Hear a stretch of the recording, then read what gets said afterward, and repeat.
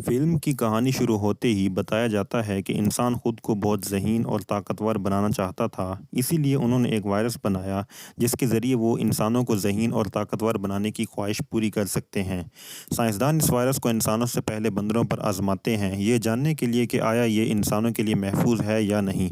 दिखाया गया है कि वो वक्त जब बंदर पर तजर्बा किया जा रहा था, उस वक्त बंदर काबू से बाहर हो जाता है। वो मशीन जिसके ज़रिए बंदर में वायरस डाला जा रहा था, मशीन टूट जाती है और वायरस हर जगह फैल जाता है। ये वायरस दुनिया में बहुत तेज़ी से फैल रहा है। इसने इंसानों को भी मुतासिर किया। इसका इंसानों पर बहुत बुरा असर हुआ। मुतासरा इंसान या तो मारे गए या कुछ बच गए। फिर उनके दिमाग ने उनका साथ देना छोड़ दिया। दूसरी तरफ इसके बरअक्स था, यानी बंदरों बंदरों पर अच्छा असर। वो इंसानों की तरह ज़हीन हो गए। वो सोचने लगे। आसान अल्फाज में, अब बंदरों ने इंसानों की तरह दुनिया पर कब्जा कर लिया है, जबकि इंसान जानवरों की तरह जंगलों में चले गए हैं। वो न बोल सकते हैं, न समझ सकते हैं। इन तमाम बंदरों का सरदार कैसर था, जो जंग में मरता है, और अब उसकी मौत के 300 साल बाद हम उसका कबीला देखते हैं। तमाम बंदर इंसानों की तरह एक साथ रहते हैं, एक दूसरे से बात करने के काबिल हैं। उस वक्त हमारा तारुफ नोवा से हुआ है। वो इस फिल्म का मरकज़ी किरदार होने के साथ साथ इस कबीले का सरदार का बेटा भी है। नोवा अपने दोस्तों के साथ पहाड़ों पर जा रहा है उकाब के अंडे हासिल करने के लिए। ये उनकी रस्म थी। तमाम बंदरों के अपने अपने उकाब के पालतू जानवर थे। अब जबकि नोहा भी जवान हो चुकी थी, चुनांचे उसकी रस्म के मुताबिक उसे उकाब के एक अंडे की देखभाल करनी पड़ी, जिससे एक बच्चा निकलता है और इस बच्चे को उकाब पालने और तरबियत के बाद नोवा का पालतू बन जाता है। यहाँ हम ये भी जानते हैं कि उन उकाबों को काबू करना है। बंदर अपने मुंह से एक ख़ास किस्म की आवाज़ निकालते हैं और इस काम में सबसे माहिर थे नोआ के वालिद, उस कबीले के सरदार। हम देखते हैं कि नोआ अपने अंडे की बहुत अच्छी देखभाल कर रहा था। वो बेताबी से उकाबों के इसमें से निकलने का इंतज़ार कर रहा था, लेकिन शायद तकदीर राज़ी नहीं थी, क्योंकि एक रात इनके कबीले में एक इंसानी लड़की आती है जो खाने की तलाश में यहाँ आई थी। वो नोआ के उकाब का अंडा चुराती है। नोआ ने उसे देखा और उसे बचाने के लिए वो फ़ौरन जंगल की तरफ भागा, लेकिन नोआ अपने अंडे को बचाने के लिए उसके पीछे भागता है और उसी सारी भाग दौड़ में नोआ का अंडा टूट जाता है। ये देखकर नोहा को दुख हुआ, इसलिए वो अपने दोस्तों के साथ दोबारा पहाड़ों पर जाने का फैसला करता है ताकि एक और अंडा तलाश कर सके। उससे पहले कि वो पहाड़ों से नया अंडा ले, उसे अपने कबीले के दो बंदर पहाड़ों में जख्मी पाए हुए मिलते हैं। वो इस कदर बुरी हालत में थे कि वो मरने ही वाले थे। नोहा उनको देखकर परेशान हो जाता है और उनसे पूछता है, ये तुम्हारे साथ किसने किया? जख्मी बंदर रास्ते से बताते हैं कि ये हालत किसी और कबीले के बंदर की वजह से है जो हमारी तरह समंदर के किनारे रहते हैं। ये जख्मी बंदर नोआ से कहता है कि शायद इस कबीले के बंदर जंगल में रहने वाले बंदरों से नफरत करते हैं, इसीलिए वो हम पर हमला करके हमें तबाह करना चाहते हैं। उनका ये भी मंसूबा है कि वो बाकी मानदा बंदरों को गुलाम बना लें। जो इनकी गुलामी से इनकार करेंगे उन्हें कत्ल कर दिया जाएगा। दिखाया गया है कि समंदरी बंदर जंगल के बीचों बीच नोआ के कबीले का ठिकाना भी तलाश कर लिया था। वो भी अपने हथियारों के साथ यहाँ हमला करने के लिए रवाना हुए थे। दूसरी तरफ नोह अपने कबीले के पास आता है, लेकिन वो देर कर चुका था। दूसरे कबीले के लोगों ने यहाँ हमला करके तबाह कर दिया था। उनका पूरा कबीला और उनके घर जला दिए। ये बंदर नोह के कबीले के लोगों को कत्ल कर रहे थे, उनको असीर बना रहे थे। अचानक उसका ध्यान अपने वालिद की तरफ जाता है, जिन्हें वो बंदर मारने वाले थे। वक़्त ज़ाया करते हुए नोह अपने वालिद को बचाने जाता है, लेकिन ये बंदर उसे उठाकर नीचे फेंक देते हैं। उसके बाद नोह के वालिद यानी उस कबीले का सरदार मारा गया और नोहा कुछ ना कर सका। कायद की वफ़ात के बाद यहाँ के तमाम बंदर समुद्री बंदरों के ग़ुलाम हैं और उन्हें समुद्री बंदरों के रहनुमा के पास ले जाया जाता है, जिसका नाम प्रॉक्सिमस था। वो इन तमाम लोगों को यहाँ देखकर बहुत खुश हुआ। दूसरी तरफ नोआ के कबीले में हम देखते हैं कि नोआ और उसके चंद दोस्त इस कबीले में रह गए हैं। जब नोआ को होश आया तो वो देखता है कि उसका पूरा कबीला तबाह हो चुका है, उसके वालिद भी मर चुके हैं। इन बंदरों ने इसके तमाम दोस्तों को असीर बना लिया है। नोहा को गम में कुछ समझ नहीं आता। वो सबसे पहले अपने वालिद के जनाजे का इंतज़ाम करता है और उससे वादा करता है कि अब्बा, मैं आपकी मौत का बदला लूँगा, मैं आपके कातलों की ज़िंदगी अजीरन कर दूँगा और मैं अपने तमाम दोस्तों को आज़ाद करके वापस लाऊँगा। ये मेरा आपसे वादा है। नोआ अपने सफ़र के लिए समंदर में जाता है, जहाँ उसे एक और किस्म का बंदर मिलता है। ये बंदर बंदरों से ज़्यादा ज़हीन है। ये बंदर किताबें भी पढ़ते हैं। जब नोआ उससे किताबों के बारे में पूछा जाता है तो ये बंदर नोआ से कहता है कि ये इसकी किताबें हैं। उनमें بہت سے الفاظ اور تصویریں ہیں اور ہر لفظ اور تصویر کا کوئی نہ کوئی مطلب ہوتا ہے۔ وہ نوح کو بتاتا ہے کہ پہلی صدی میں کیسر کے دور میں بہت سے بندر تھے جو ان کتابوں میں لکھی ہوئی چیزوں کو پڑھ اور سمجھ سکتے تھے۔ نوح نے اس سے پوچھا کہ کیسر کون ہے؟ بندر اسے بتاتا ہے کہ کیسر پہلا بندر تھا جس میں سوچنے کی صلاحیت تھی، اور اسی کی وجہ سے ہم نے ارتقا کیا، یعنی ہم بھی بدل گئے اور ہم سوچنے اور بولنے کے قابل بھی ہو گئے۔ کیسر نے خود بندروں سے کہا کہ قبائل کی شکل میں مل کر رہنا اسے ہمارا پہلا لیڈر مانے۔ اس نے ہمیں بتایا کہ ایک بندر دوسرے بندر کو نہ مارے، چاہے وہ ان کی نسل کا ہو یا نہ ہو۔ بات چیت کے دوران وہ لوگ اچھے دوست بن جاتے ہیں اور ساتھ کھاتے ہیں۔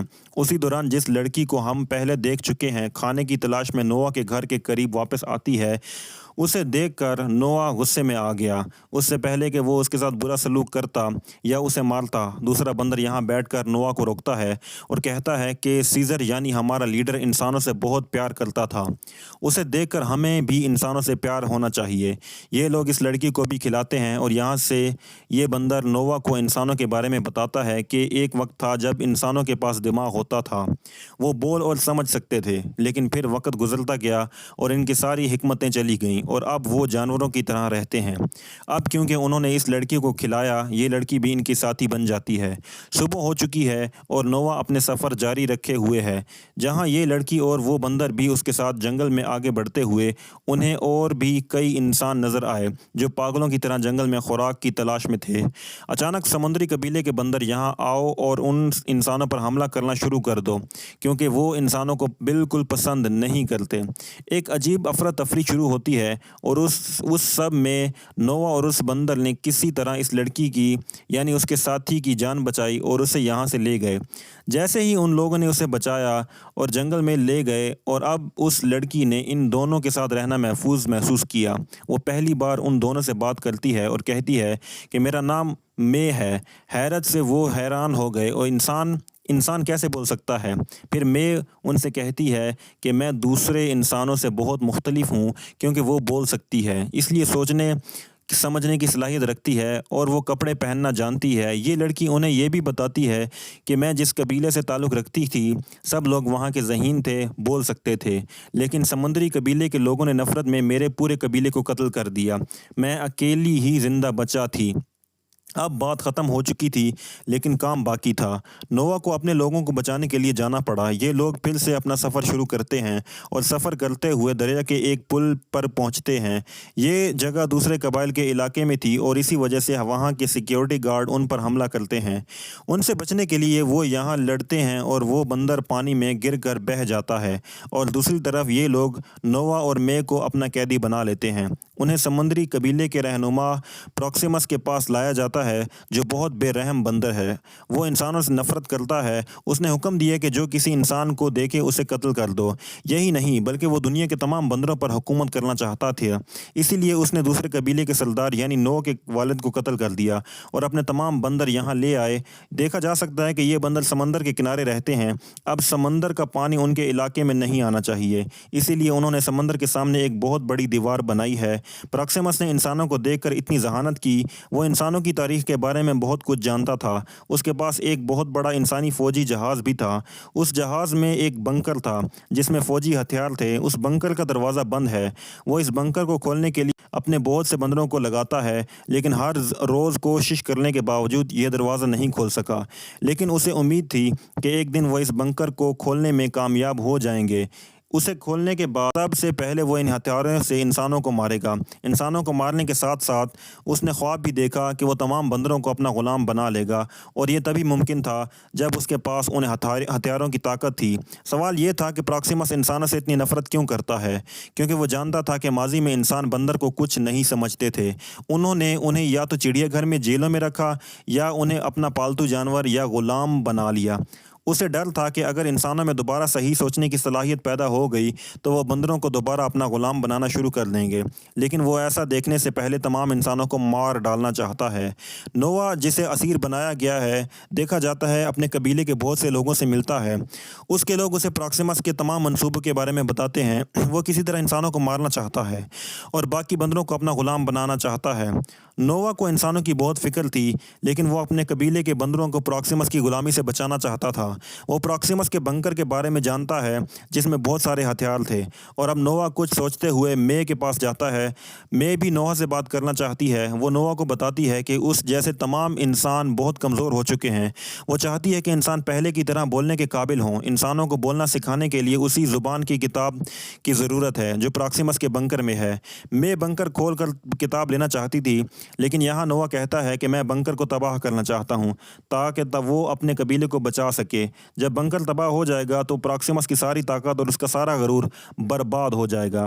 یہ بہت آسان ہو جائے گا۔ یہ سب سننے کے بعد مے نووا کی مدد کے لیے تیار ہو جاتی ہے۔ وہ بنکر کو تباہ کرنے کے لیے تیار تھی، لیکن اس کی یہ شرط بھی تھی کہ وہ بنکر کو کھولے گی اور اندر سے اپنی کتاب لے گی۔ نووا نے بھی اس سے اتفاق کیا اور وہ فیصلہ کرتے ہیں کہ وہ آج رات اپنا منصوبہ مکمل کریں گے۔ نووا نے ایک منصوبہ بنایا تھا کہ وہ ایک بم بنا کر اس سے دیوار کو تباہ کر دیں گے، جس سے سمندری پانی کا ان کے علاقے میں داخل ہونا بند ہو جائے گا، جس سے پراکسیمس کے لوگ مے کو اس کی کتاب دیں گے اور پھر بنکر کو تباہ کریں گے۔ لیکن مے کا منصوبہ تھوڑا بدل گیا تھا۔ وہ نووا اور اس کے دوستوں کے ساتھ بنکر جاتی ہے اور اس کی اہم کتاب حاصل کرتا ہے۔ جب وہ اپنی کتاب ڈھونڈ رہی تھی، نووا اور اس کے دوستوں کو ایک نئی کہانی کی کتاب ملتی ہے جس میں وہ دیکھتے ہیں کہ انسانوں نے بندروں کو کیسے قید کیا۔